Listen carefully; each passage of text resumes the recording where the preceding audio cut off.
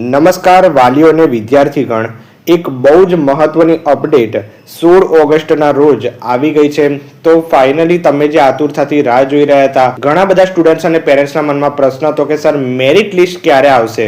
તો ફાઇનલી 16 ઓગસ્ટના રોજ મેરિટ લિસ્ટ છે ડિક્લેર કરી દેવામાં આવ્યું છે. તો તમે અહીંયા જુઓ, આપણી જે ઓફિશિયલ વેબસાઇટ છે medadmgujarat.org, તો એમાં યુજી એમબીબીએસ અને ડેન્ટલના સેશનમાં તમે જશો તો તમને અહીંયા provisional MBBS and BDS merit list 2026 દેખાતું હશે, બરોબર. તો 16 ઓગસ્ટના રોજ સવાર 9 કલાકે આ અપડેટ સવારે આવી ગઈ છે.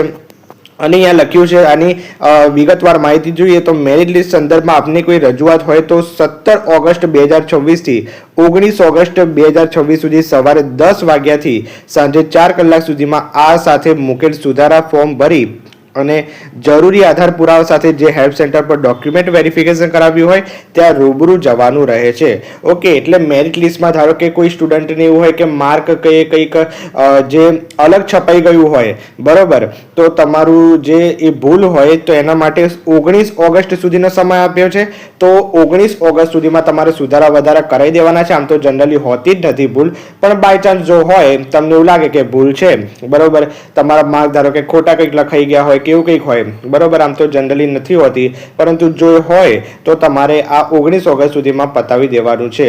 ઓકે, એટલે 19 ઓગસ્ટ સુધીનો સમય આપ્યો છે. એટલે તમારું યાદ રાખો, પહેલા રાઉન્ડનું ચોઇસ ફિલિંગ છે એ 19 ઓગસ્ટ પછી જે 2-3 દિવસ સુધીમાં તમારું ચાલુ થઈ શકશે. જ્યારે બી કહેવાય ને કે જે ઓલ ઇન્ડિયા કોટાનું જે ગયા વખતે અપડેટ આવી હતી કે કાઉન્સેલિંગ પ્રોસેસ છે ખોરવાઈ ગઈ છે, બરોબર છે, કારણ કે એઆઈક્યુનું શિડ્યુલ જે છે એ રજિસ્ટ્રેશન મુદત લંબાવી દેવામાં આવ્યું હતું, બરોબર.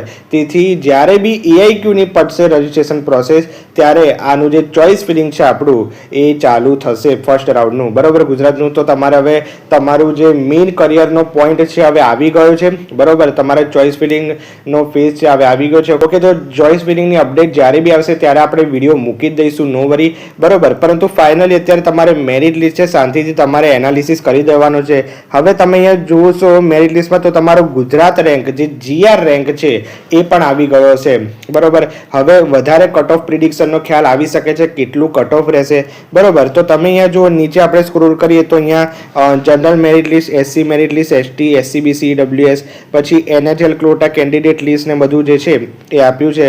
અને જો કોઈ ચેન્જીસ હોય, બરોબર, જો કોઈ ભૂલ હોય તો જો આ ફોર્મ આપ્યું છે, બરોબર, ફોર્મ આપ્યું છે, ઓકે, તો એના પર ક્લિક કરીને તમારે ભરીને બધું જે હેલ્પ સેન્ટર પર તમે વેરિફિકેશન કરાવ્યું છે તો તમારે ત્યાં જવાનું રહેશે. ઓકે ફ્રેન્ડ્સ, હવે જો તમે અહીંયા જોઈ શકો છો આપણે પ્રોવિઝનલ મેરિટ લિસ્ટ છે ખોલી દીધું છે. તમે અહીંયા જોઈ શકો છો કે જુઓ, અહીંયા તમારો જે યુઝર આઈડી છે, પછી નીટનો જે રોલ નંબર છે, જનરલ મેરિટ રેન્ક, ઓકે, એટલે તમારો જે ગુજરાત રેન્ક કહેવાય, ઓકે, એ આવી ગયો છે. All India rank, NEET score, બરોબર, જે તમારો હશે ને તમારું નામ જે છે એ બધું અહીંયા દેખાઈ જશે. ઓકે, તમારે સર્ચ મારી દેવાનું છે પીડીએફમાં. હવે મેઇન વાત કરીએ કે સ્ટુડન્ટના મનમાં પ્રશ્ન એ છે કે સર આ રીમાર્ક શું છે.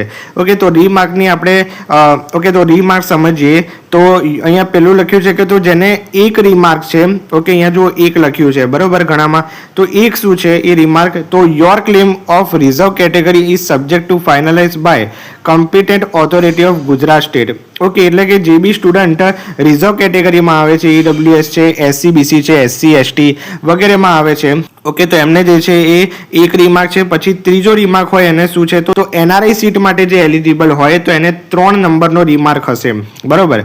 પછી 4 નંબરનો રીમાર્ક હોય તો શું સમજવું, તો એ NRI plus GQ plus MQ seat, બરોબર, તો એના માટે એલિજિબલ છે. મોસ્ટ ઓફ સ્ટુડન્ટમાં જો જનરલ કેટેગરી હશે એમને તો કોઈ રીમાર્ક હશે નહીં મોસ્ટ ઓફ, અને જે રિઝર્વ કેટેગરી હશે તો એમને જે એસસીબીસી હોય, એસસી એસટી ઈડબ્લ્યુએસમાં હોય તો એમને એકનો રીમાર્ક હશે, બરોબર. જનરલી આ જે 4, 5, 3 જે છે એ ઓછા હોય છે, બરોબર. પછી 5મો રીમાર્ક હોય શું કહે છે, તો eligible four only reserve category seats of MBBS, એટલે રિઝર્વ કેટેગરીમાં આવે છે અને ફક્ત એમબીબીએસ સીટમાં જ એલિજિબલ છે, બરોબર. તો 5મો રીમાર્ક બી ઘણા સ્ટુડન્ટ હોય છે, તો મૂંઝાણ જરૂર નથી, એમાં તમારે કોઈ ફેર નહીં પડે. અને 5.1 છે તો અહીંયા લખ્યું છે eligible four only reserve category seats of BDS, એટલે ખાલી ડેન્ટલ માટે રિઝર્વ કેટેગરીના સ્ટુડન્ટ છે એલિજિબલ હોય છે, બરોબર. 7મો રિમાર્ક હોય તો સમજવું NHL લોકલ કોટાનું જો તમે ફોર્મ ભર્યું હોય, પછી 8મો રિમાર્ક હોય તો સુરત મ્યુનિસિપલ જે લોકલ કોટાનું જો તમે ફોર્મ ભર્યું હોય, બરોબર, તો તમને 7 અને 8નો રિમાર્ક હશે.